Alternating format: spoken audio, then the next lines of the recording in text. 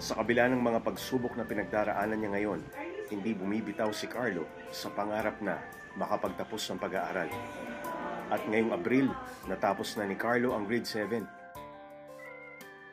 Matapos naming ipalabas ang kanyang kwento, bumaha ng mga komento at mensahe ng paghanga kay Carlo sa aming email, Facebook page at Twitter account. Marami rin ang nakipag-ugnayan at nakikipag-usap sa aming programa para makapaghatid ng tulong kay Carlo at sa kanyang mga kapatid. Bukod sa tulong pinansyal, may ilan ding nag-alok ng suporta para sa patuloy na pag-aaral ng mga bata. Sa ngayon, nasa pangangalaga sila ng barangay health worker ng barangay Akaw sa bayan ng Bawang.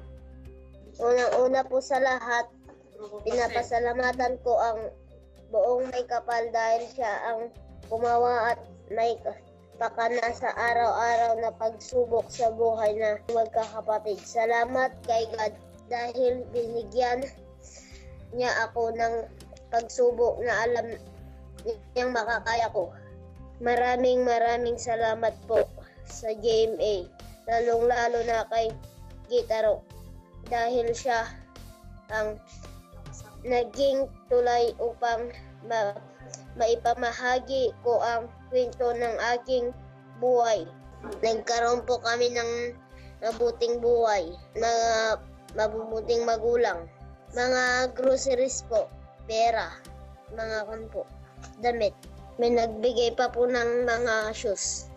Hindi na rin po ako nagluluto. Hindi na rin po ako nagtatrabaho po. Mga nagbigay sa amin ng tulong. Maraming salamat po sa inyong utang ko po ang buhay naming magkakapatid sa inyo.